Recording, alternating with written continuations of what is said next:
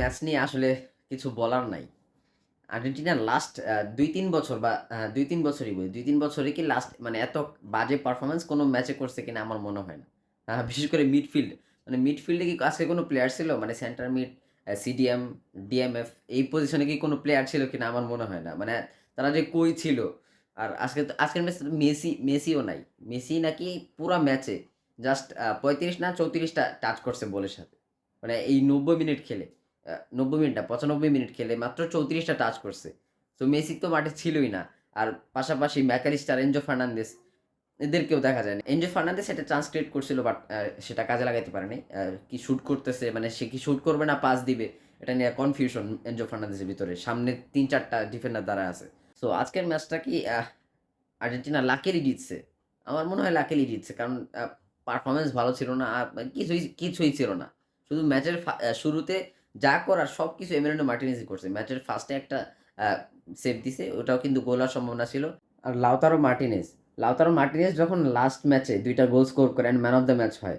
আ আমার ভাল লাগছে। আমার না সবারই ভাল লাগছে যে এত ভালো একজন স্ট্রাইকার সে ন্যাশনাল টিমে আসলেই ফ্লপ হয়ে যাইতেছে। সে আবার কামব্যাক করতে পারছে। এটা সবারই ভালো লাগার কথা। বাট আমার একটা ভয় কাজ করতেছিল যে নেক্সট ম্যাচে যে আজকে যে ম্যাচটা হইলো সেই ম্যাচে কি লিওনেল স্ক্যালোনি আবার ফার্স্ট হাফে লাউতারো মার্টিনেজকে নামায় দেয় কিনা। অ্যান্ড যেই কথা সেই কাজ। লাউতারো মার্টিনেজকে দিয়ে ফার্স্ট হাফে নামাই দিছে। আমি বলব না যে সে চেষ্টা করেনি। চেষ্টা করছে বাট লাউতারো মার্টিনেজের একটা দুর্বলতা যে দিকটা সেটা হলো যে ইন্টার মিলান সবসময় ডাবল সেভ ফরমেশনে খেলে। আর যার কারণে কোনো সেন্টার ফরওয়ার্ডকে এত ফরওয়ার্ডলি এত দৌড়ায় খেলা লাগে না। আলভারেজ যেভাবে খেলে। এভাবে খেলা লাগে না আর সে খেলে অভ্যস্তও না।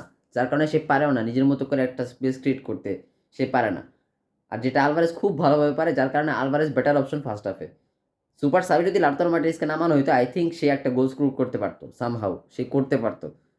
বাট লাউতারো মার্টিনেজকে ফার্স্ট হাফে নামানোর কারণে সে কিছুই করতে পারে নাই। আর ইমিলিয়ানো মার্টিনেজ বিগ সেলুট আপনাকে। আজকে যদি আপনি না থাকতেন, আজকের ম্যাচে যদি আপনি এরকম একটা অসাধারণ পারফরম্যান্স না করতেন, আজকে হয়তো আমরা যারা আর্জেন্টিনা ফ্যান আছি তাদের হয়তো গর্তে লুকায় থাকতে হতো ব্রাজিল ফ্যানদের কারণে। তো আপনি আমাদেরকে বাঁচিয়েছেন। আপনাকে বিগ সেলুট। নেক্সট যে কটা ম্যাচ আছে সেই ম্যাচগুলোতে আপনার কাছ থেকে এরকম পারফরম্যান্স আমরা দেখতে চাই।